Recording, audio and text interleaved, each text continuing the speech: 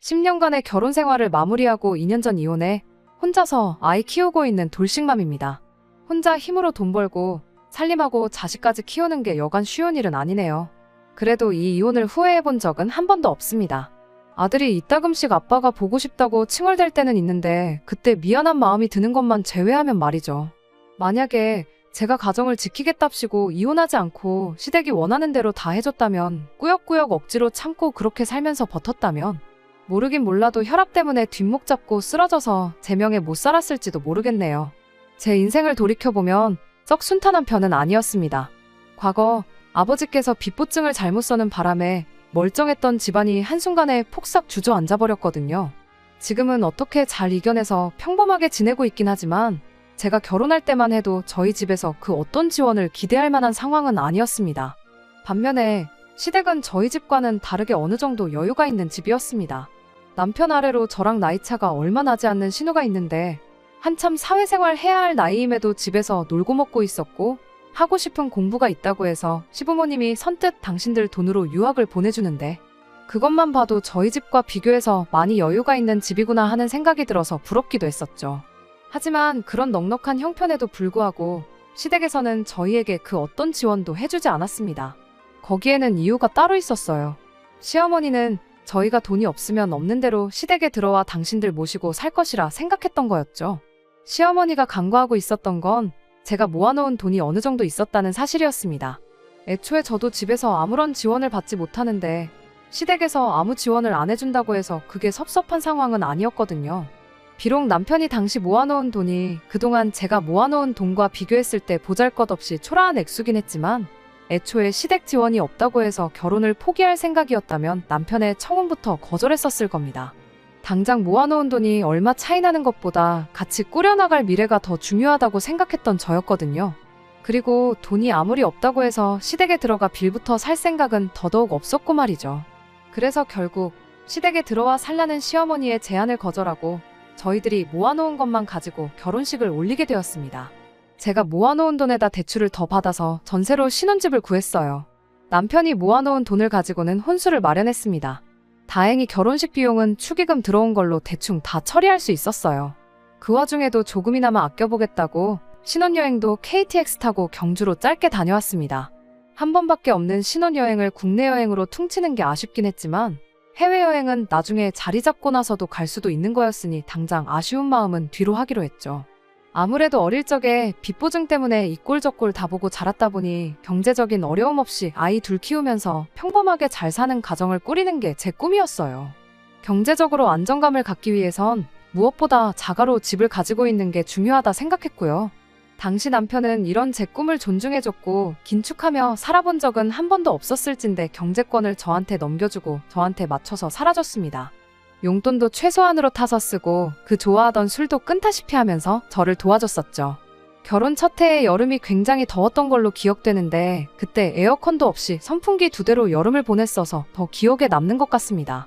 그렇게 허리띠 졸라매며 사는 와중에도 사랑은 싹튼다고 결혼 2년차가 되던 해에 첫째 아이를 갖게 되었어요. 자녀 계획이 없었던 게 아니다 보니 조금 이른감이 있었지만 이렇게 된 거 잘 키워보자고 했어요. 하지만 또 팔자 편하게 애 키우겠다고 제가 집에서 쉴 상황은 아니었다 보니 앞으로 어떻게 해야 할지가 정말 막막했습니다. 그러던 와중에 저희 친정의 빚도 다 갚아내고 조금씩 여유가 생기기 시작했어요. 집안 형편 때문에 제가 가고 싶던 대학도 포기했던 게, 결혼할 때 한 푼도 못 보태줬던 게 평생 마음의 짐이었다며 친정어머니께서 조리원 비용도 내주셨고 아이도 대신 돌봐주시겠다고 해주셨습니다. 그 덕에 저는 딱 2달 몸 추스르고 복직해서 맞벌이 생활을 이어갈 수 있었습니다. 그때가 한참 돈 모으는데 속도가 붙기 시작한 와중이었거든요. 그런데 아이 생겼다고, 애 키워야 한다고 제가 덜컥 회사를 그만둬버리면 앞으로 돈을 모으기는커녕 여태껏 애써 모아놓은 돈까지 전부 까먹겠다 싶은 상황이었거든요. 그런데 저희 어머니께서 이렇게 선뜻 아이를 봐주시겠다 하니 정말 천만다행이다 싶었고 그 감사함은 이루 말할 수가 없었습니다. 하지만 그러던 와중 시어머니의 불만이 날이 갈수록 심해져 갔어요. 매일 친정어머니가 아이 봐주러 저희 집에 들락거리는 게 거슬렸던 거였죠. 그걸 가지고 제가 친정하고 시댁을 두고 차별을 하고 있다며 아주 난리가 난 거예요. 그런 시어머니의 반응이 참 황당하고 어이가 없었죠. 제가 저희 집에 오겠다는 시어머니를 오지 말라고 막은 적이 있던 것도 아니었거든요. 애초에 저희 결혼할 당시에 시댁 들어와서 살라는 걸 거절하고 알아서 집 구해서 결혼식을 올린 걸 두고 아주 부모를 우습게 보는 자식들은 필요 없다고 니들 마음대로 하고 살라고 하시며 저희 신혼집 집들이도 안 오셨던 분이세요. 우리 아이가 태어났을 때도 축하는커녕 이참에 직장 그만두고 집에서 애나 키우라고 하셨던 분이죠. 그런 분이 저를 두고 친정만 편애하고 시댁을 배척한다고 하고 있으니 뭐라 할 말이 없더군요. 그렇다고 저희가 시댁을 찾아가지 않았던 것도 아니었어요. 언제까지 사이 나쁘게 지낼 수는 없으니 매달 한 번씩은 꼭 찾아뵙고 그랬었죠. 저희가 찾아간다고 해서 저희를 뭐 버선발로 마중을 나오신다거나 하는 것도 아니었습니다. 허리가 아프네, 몸이 쑤시네 하면서 밀어놓은 집안일을 저에게 눈치 주면서 시키기가 일쑤였고 저희는 한푼이 아쉬워 아끼고 있는 와중인데 그걸 알고 있으면서도 이게 먹고 싶네, 저게 먹고 싶네 하면서 저희들 데리고 외식 나가 한 번에 20만 원, 30만 원씩 쓰게 만드는 게 일이었죠. 계산할 때가 되면 그깟 외식비 얼마 나온 걸 가지고 손을 바들바들 떨고 있느냐며 그렇게 돈을 아끼고 싶으면 시댁에 들어와 사는 게 맞지 않느냐고 빈정대질 않나? 저보고는 사돈 다 늙어서 애나 돌보게 만들고 개고생을 시키고 있다며. 불효가 다른 걸 두고 불효라고 말하는 게 아니고 너가 하는 짓을 두고 불효라고 하는 거라고 악담을 퍼붓기도 하셨습니다. 이참에 회사 그만두고 애도 직접 키우고 시댁 들어와 살면서 돈도 아끼고 살림하면서 효도나 하라고 하는데 말도 안 되는 소리였죠. 친정어머니 고생시키고 있던 건 틀린 말은 아니지만 그 고생은 저희 어머니가 하고 계셨는데 왜 저희가 시댁에 들어가서 시어머니한테 효도를 해야 한다고 하는 건지. 그런 앞뒤가 맞지 않는 소리를 하면서 계속 합가를 하자고 나오는데 그게 솔직히 너무 부담스러웠습니다. 제 나름대로 이런 시어머니의 악담은 한 귀로 듣고 한 귀로 흘려보내며 싹 다 무시하려고 노력했어요. 잊을만 하면 전화해서 저한테 잔소리를 해댔고 저희가 시댁에 직접 찾아뵙는 날이면 그때는 아예 얼굴 보는 앞에서 대놓고 갑질을 하고 그랬지만 언젠간 좋은 날이 오겠지 하고 생각하며 속으로 꾹꾹 눌러 참고 애써 무시했습니다. 시어머니가 저렇게 악담을 쏟아내는 와중에도 어머니라고 해서 찍소리도 못하고 멀뚱히 있는 남편이 원망스러울 때도 있었어요. 하지만 최대한 그런 남편의 심정도 이해해주려고 노력했습니다. 남편은 그래도 자식인데 언젠간 시어머니가 경제적으로 우리한테 도움을 줄 때가 있지 않겠냐 그런 생각을 가지고 있었거든요. 그러니 남편은 남편 나름대로 최대한 시어머니 심기를 거스를 만한 행동은 하지 않으려고 나름대로 눈치를 보고 있던 거였죠. 저는 시댁 재산에 눈꼽만치도 관심이 없었어요. 여태 아무 지원 안 받고도 잘 살았는데 이제 와서 얼마 지원받는다고 해서 우리 인생이 뭐 크게 달라지겠다는 생각이 들지는 않았거든요. 남편 딴에는 자기가 결혼할 때 저보다 돈을 조금 해온 게 마음에 걸려서 그랬던 거라고 하지만 그깟 돈 얼마보다 중간 역할이나 잘해줬으면 더 좋았겠다 싶을 때가 한두 번이 아니었습니다. 고부간의 갈등이 이혼 사유가 된다는 것 또한 진작부터 알고 있었지만 그때 당시에는 남편과 별다른 문제도 없었고 아이도 무럭무럭 잘 크고 있던 시기라 이혼 생각은 해본 적도 없었어요. 아이를 봐주시는 것 때문에 친정어머니가 매일같이 저희 집에 오셨었는데 남편은 최대한 불편한 내색 한 번 하지 않았고 제가 시달리는 만큼 저희 어머니한테 잘했거든요. 그랬기에 시어머니가 전화로 듣기 싫은 말 하는 거 사람 앞에 앉혀놓고 대놓고 악담하는 것쯤이야 그냥 저 하나만 참고 넘어가면 끝나는 거다. 시어머니랑 같이 살 것도 아닌데 그것 때문에 이혼까지 하냐 그런 식으로 생각했었습니다. 그렇게 세월은 흘러 저희 결혼 생활이 8년 차에 접어들 때쯤 대출을 더 받아야 하긴 했지만 결국엔 그렇게 원하던 집을 갖게 되었습니다. 당초 저희가 세웠던 계획보다 그리고 저희가 모아놓았던 돈을 생각해보면 조금 무리한 감이 없지 않아 있었어요. 아이가 학교 들어갈 나이가 가까워오니 싫어도 신경을 쓸 수밖에 없더라고요. 요즘 애들이 친구가 전세 살고 빌라 살고 그러면 그걸 가지고 애들끼리도 서로 무시하고 등급을 나눈다는 이야기를 들으니 더더욱 그냥 넘어갈 수가 없었어요. 그토록 바라던 집도 갖게 되었고 저도 남편도 나이가 먹어가면서 경력도 쌓이고 월급도 넉넉하게 오르면서 경제적으로는 여유가 많이 생겼어요. 여전히 대출을 갚아야 하긴 했지만 결혼 초랑 비교해보면 정말 장족의 발전을 이뤄낸 셈이었죠. 이런 저희를 장하다고 칭찬해줄 법도 한데 시어머니는 이번에도 또 합가할 생각은 안 하고 집을 샀다며 집들이에 참석조차 하지 않으셨습니다. 그러던 중 시댁에서 일이 터지고야 말았어요. 안 그래도 며느리인 제 앞에서만큼은 사람을 잡아먹을 기세로 날카롭게 굴던 시어머니였는데 언젠가부터 그 공격성이 날이 갈수록 심해지고 있다는 걸 체감하고 있을 때쯤이었죠. 그때쯤부터 시어머니가 저한테 했던 말을 또 하고 방금 꺼낸 말을 기억도 못하고 그러는 일이 잦았어요. 한 번은 식사 준비한다고 가스불을 켜놓았다가 냄비째로 태워먹고 아주 위험한 상황이 될 뻔한 적도 있었고요. 그렇게 깜빡깜빡하는 모습을 보게 되니 아무리 저한테 못되게 굴던 시어머니라고 해도 그냥 지나칠 수는 없더라고요. 시어머니한테 병원에 좀 한번 같이 다녀와 보자고 설득을 했지만 시어머니는 오히려 그런 저를 두고 멀쩡한 사람을 치매 환자를 만들고 있다며 입에 담기도 힘든 말을 퍼붓기까지 했습니다. 저도 그러려니 하고 포기할까도 했지만 자꾸만 그 증상들이 마음에 걸려서 그냥 넘어갈 수가 없었어요. 그래서 시아버지도 설득하고 남편도 설득하고 심지어 미국에 체류 중인 신우한테도 연락을 해서 시어머니 마음 좀 돌려달라고 부탁을 했죠. 기나긴 설득 끝에 결국 시어머니를 모시고 병원에 다녀올 수 있었습니다. 결과는 제가 우려했던 대로 치매였어요. 다행히 비교적 초기에 발견된 상황이라 약물 치료를 시작하면 상태가 호전될 수 있으니 크게 걱정 말고 일단 상황을 지켜보자는 이야기가 나왔습니다. 그렇게 앙칼지던 시어머니가 자꾸 초라하게 보이더군요. 하지만 안쓰러운 마음도 잠시였어요. 아무리 치매 판정을 받았더라도 며느리를 부려먹어야겠다는 마음은 까먹지 않으시더라고요. 오히려 치매 판정을 받은 이후부터는 매일같이 퇴근 시간마다 전화를 해서 네가 나 대신 네 시아버지 밥 좀 챙겨다오 하면서 저를 본격적으로 부려먹으려 들기 시작했어요. 집안일이 잔뜩 쌓여있는 건 기본 옵션이나 마찬가지였고요. 치매라는 병이 정말 신이라는 게 존재하는가 싶을 정도로 무섭고 슬픈 병이잖아요. 그동안 제대로 된 며느리 대접 한번 받아본 적 없었지만 그래도 시어머니가 정말 딱하다는 생각뿐이었어요. 남편도 엄청 우울해했고요. 저한테 상황이 상황인 만큼 시댁 좀 신경 써달라고 부탁을 해왔습니다. 매일같이 퇴근길에 시댁에 들락날락하면서 집안일을 해주는 건 불가능했지만 최대한 자주 찾아뵙고 신경을 써보겠다고 했어요. 남편은 납작 엎드려 절이라도 할 기세로 저한테 고맙다고 말해왔고요. 하지만 약물 치료가 어머님 상태를 호전시킬 수도 있다던 희망적인 그 말과는 다르게 시어머니의 증세는 날이 갈수록 더 심해져 갔습니다. 요 근래에는 화장실 실수도 종종 하기 시작했어요. 그간 매일같이는 아니더라도 제가 꼭 주에 한 번은 퇴근길에 시댁에 들러 밀린 집안일도 해놓고 가고 그랬었는데 이젠 화장실 실수까지 하게 되니 제가 일주일에 한 번 오는 걸 가지고는 어떻게 손쓸 방도가 없었어요. 시부모님이 경제적으로 여유가 없는 분들도 아닌데 왜 간병인 부를 생각은 하지도 않고 저한테 다 떠넘기는지 싶었죠.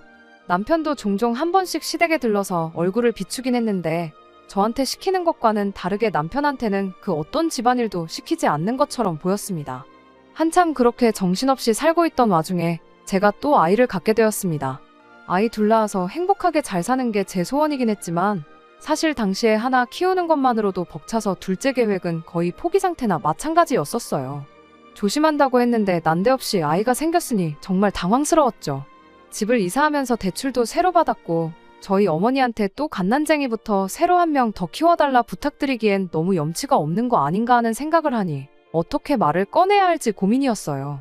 다행히 저희 어머니께서는 둘째고 셋째고 낳기만 하면 당신이 다 봐줄 테니 그런 부분에 있어서 걱정은 하지 말라고 건강하게 출산할 생각만 하라며 저를 안심시켜 주셨어요. 친정어머니 덕분에 안심이 되긴 했지만 한편으로는 시댁엔 어떻게 이 이야기를 꺼내야 하나 싶었습니다. 그나마도 제가 주마다 한두 번씩 얼굴 비추고 집안일 도와드리고 그랬는데 이제 둘째가 생겼으니 앞으로는 그걸 못해드린다는 말을 전해야 했으니까요. 시아버지의 반응은 제가 예상했던 그대로였습니다. 오히려 제 예상보다 더하며 더했지 절대 덜하지 않았어요. 시아버지한테서 치매 환자인 시어머니를 살펴야 하는 이 시국에 둘째를 갖는 게 말이나 되냐며 니들 지금 생각이 있냐 없냐는 잔소리를 들어야 했습니다. 그리고 애 가진 게 무슨 벼슬이냐고 네가 애를 가진 거랑 아픈 시어머니 돌보는 거랑 무슨 상관이 있냐는 소리를 하더군요. 네 시어머니도 신우 가졌을 때 남편 키워내면서 집안일도 다 하고 집안어른들 모시면서 다 해냈다는 말을 보태면서요. 그걸로 모자라 시어머니가 저렇게 된 게 저한테도 책임이 있다고 하면서 제 탓을 하더라고요. 진작에 처음부터 니들이 들어와 살면서 시어머니를 모셨더라면 어머님이 저렇게 되지 않았을 거라고요. 편하게 며느리 효도받으며 살아야 할 때에 떨어져 살면서 계속 고생시킨 장본인이 바로 저라는 소리였죠.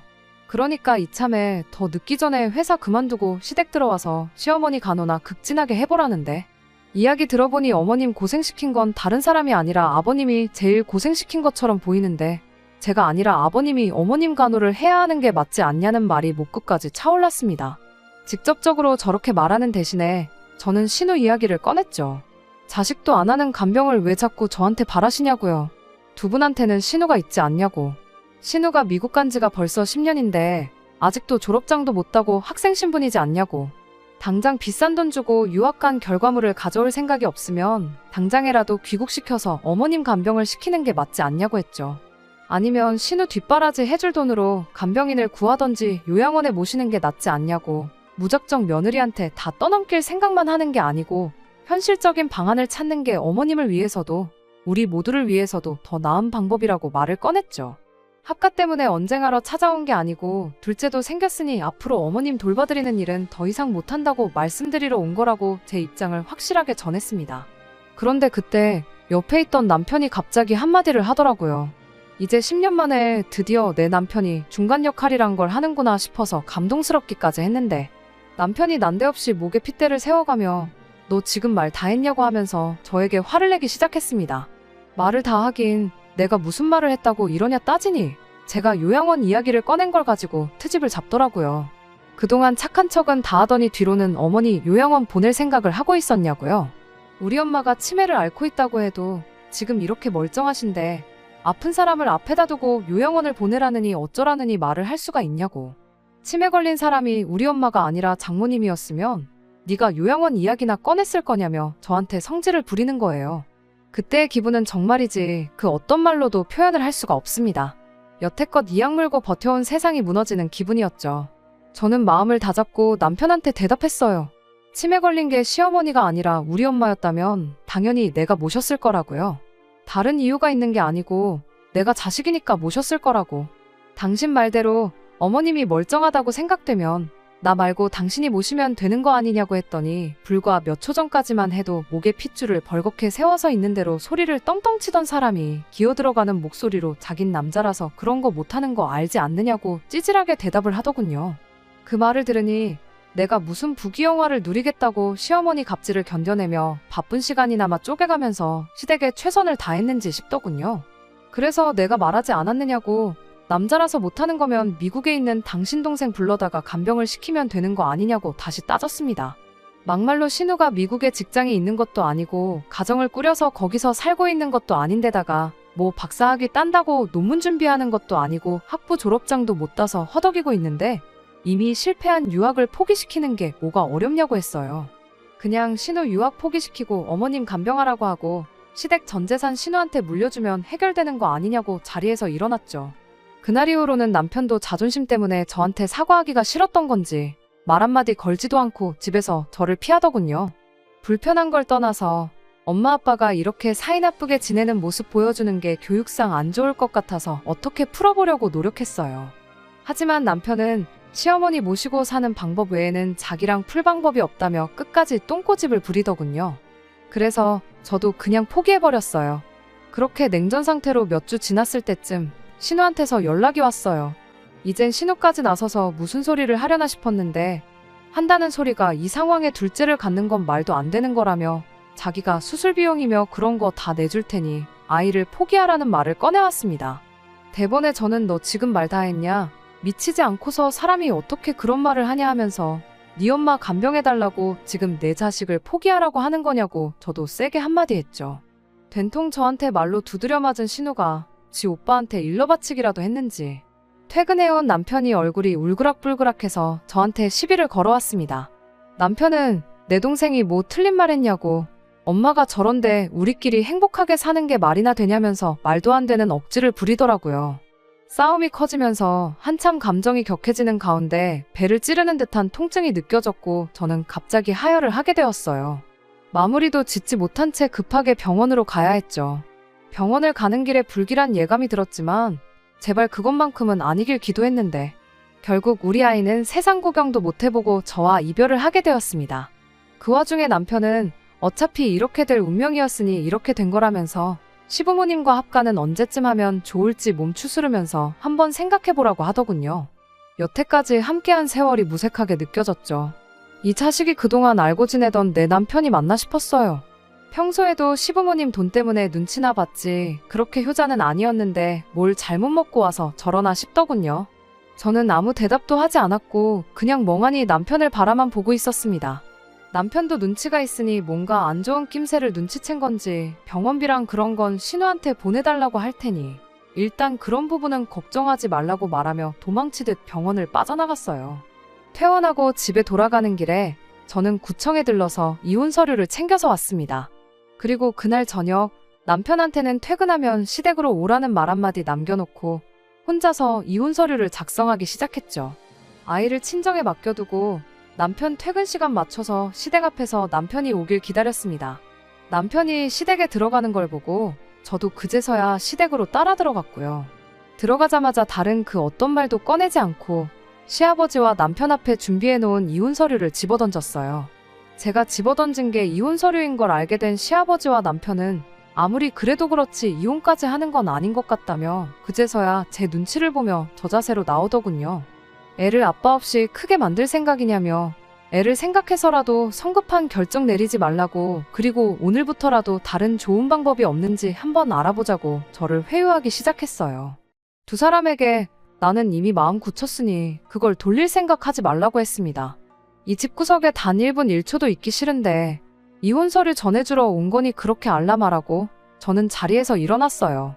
두 사람이 동시에 밖으로 나가는 저를 쫓아와선 또 우리 아이를 걸고 넘어지더군요. 아무것도 모르는 우리 손자는 무슨 잘못이냐고 너 같은 건 애 엄마 자격이 없으니 애는 데려갈 생각하지 말라고 하더라고요. 애 보고 살고 싶으면 이혼은 없던 걸로 하라고 겁을 주는데 사실 양육권을 포기하고픈 마음은 눈꼽만치도 없었지만 괜히 아이 때문에 망설이는 모습을 보여줬다간 그걸 빌미로 주도권을 넘겨주게 될까봐 알겠다 말하고 양육권은 포기할 테니 우리 아이 훌륭하게 잘 키워달라고 대답했죠. 제가 강하게 나오니 시아버지가 애를 엄마 없이 어떻게 키우냐며 어버버버거리고 있고 남편도 악에 받쳐서는 나는 절대 이혼만큼은 해줄 생각이 없다며 저 보는 앞에서 이혼 서류를 갈기갈기 찢어버리면서 맞불을 놓더군요. 그런 남편에게 협의 이혼을 할 생각이 없는 것 같은데 그럼 나도 어쩔 수 없겠다고 날 박는 대로 변호사 선임해서 법대로 해야겠으니 한번 갈 때까지 가보자고 했죠. 대신 법대로 하는 만큼 미국에 있는 신우를 포함해 당신 식구들 전부에게 위자료도 제대로 청구할 테니 그건 그렇게 알라고 엄포를 놓았습니다. 남편도 생각해보니 승산이 없는 싸움이란 걸 깨달았는지 바로 다음날 이혼 서류를 작성해서 보내왔어요. 결국 양육권도 제가 갖기로 했고 이혼도 하게 되었습니다. 다행히 진흙탕 싸움으로 번지지는 않았고 원만한 협의를 할 수 있었어요. 결혼할 때 제가 가져온 돈도 더 많았고 아이가 앞으로 자람에 있어서 양육비 문제도 있었으니 집은 대출 남아있는 그대로 제가 갖기로 했고 남편은 몸만 나가는 걸로 합의를 봤습니다. 그렇게 10년 결혼 생활에 종지부를 찍어버렸어요. 시작할 때 말했던 대로 혼자서 애 키우는 것부터 먹고 사는 것까지 힘든 일 투성이이긴 하지만 이 결정을 한 번도 후회해본 적은 없습니다. 그리고 얼마 전 우연찮게 남편의 지인을 마주치게 되면서 남편의 소식을 듣게 되었어요. 아이가 보고 싶다고 연락을 해올 법했는데 도무지 연락 한 통 오질 않아서 무슨 일이 있나 보구나 생각은 했었거든요. 시댁에서는 저랑 남편이 이혼하자마자 시어머니 간병을 할 사람이 없으니 결국 미국에 있던 신우를 불러내기로 했었다고 해요. 알고 보니 신우도 거기서 10년 동안 졸업장 하나 취득 못하고 학생 신분 유지하고 있었던 게 공부에 뜻이 있어서 그런 게 아니고 어떻게든 시민권자 남자를 만나서 결혼할 생각으로 뻐기고 있었던 거랍니다. 신우도 생각이 있으니 자기가 미국에서 10년 살았다는 것만 가지고 한국에서 먹고 살 가망이 없다는 걸 어렴풋이 알고 있었나 봐요. 거기에 치매 걸린 시어머니까지 모셔야 한다면 직장은커녕 결혼도 물 건너가겠다는 생각이었나 봐요. 그래서 어머니를 자기가 모시는 대신 시댁 유산은 전부 자기가 물려받는 걸로 하자고 제안했고 남편한테는 유산 포기각서를 쓰라고 강하게 나왔다고 합니다. 저희 결혼 생활 내내 남편이 시댁에 직접적으로 뭘 해줬던 건 며느리인 저를 부려먹는 것 말고는 전무했지만 남편은 그마저도 전부 자기 공 아니었겠냐며 여태까지 10년간 자기가 모신 게 있는데 어떻게 유산을 포기할 수가 있겠냐고 각서는 못 써주겠다고 나왔대요. 신우도 단호하게 그럼 오빠랑 아빠가 알아서 모시라고 한마디 했고 그 길로 가족들과 연 끊고 아예 미국에 눌러 살기로 했답니다. 남편과 아버님에겐 마지막 카드나 마찬가지였던 신우가 사라지고 나니 달리 선택지가 없어서 결국 남편이 시댁에 들어가서 아버님과 번갈아가며 밤낮으로 시어머니 간병을 하기로 했다나 봐요. 그런데 남편은 곧 죽어도 일하고 돌아와서 어머님 간병을 할 생각이 없었던 건지 일부러 퇴근도 늦게 하고 그러면서 모든 짐을 시아버지한테 떠넘겼다네요. 견디다 못한 아버님은 간병인을 구할 테니 남편 보고 간병인 비용을 대라고 나왔다 하고요. 남편 월급을 제가 뻔히 알고 있는데 지원금이 얼마나 나오는지는 모르겠지만 그 비용 빼고 나면 남편 월급에서 남는 게 거의 없을 거거든요. 그래서 간병인을 구하려던 계획도 무산이 되었고 어머님은 결국 집 근처 요양원으로 모시게 되었답니다. 그러는 과정에서 남편과 시아버지 관계도 소원해져서 결국 견디다 못한 남편은 그 집에서 독립을 해서 나왔고 지금은 회사 근처에 코딱지만한 원룸 하나 구해서 거기서 혼자 먹고 자고 살고 있다고 하더라고요. 사실 마음 한편으로는 시댁 식구들이 그동안 제가 얼마나 고생을 했는지 뼈에 사무칠 정도로 한번 직접 느껴봤으면 하는 바람이 있었어요. 시어머니도 오래오래 사셔서 더 오랫동안 시댁 식구들을 괴롭혀주셨으면 했죠. 그런데 제 이혼을 계기로 아예 온 시댁 식구들이 서로 연 끊고 뿔뿔이 흩어지게 되었다는 이야기를 들으니 이것도 나쁘지 않은 결과인 것 같아서 속으로 혼자 만족스러워했네요. 뿌린 대로 거둔다는 말이 괜히 있는 말이 아니구나 싶기도 했고요. 이따금씩 제가 너무했던 건가 괜히 죄책감에 시달릴 때가 있었는데 결국 저 꼴이 난 걸 보니 제가 정말 좋은 결정을 내렸다는 생각뿐입니다. 이제 마음에 걸릴 거 없이 저랑 제 아이 행복만 생각하면서 살아가야겠어요. 끝까지 들어주셔서 감사합니다. 오늘의 사연은 여기까지입니다. 구독과 좋아요, 알람 설정 부탁드리고 더 좋은 사연으로 다시 찾아뵙겠습니다. 감사합니다.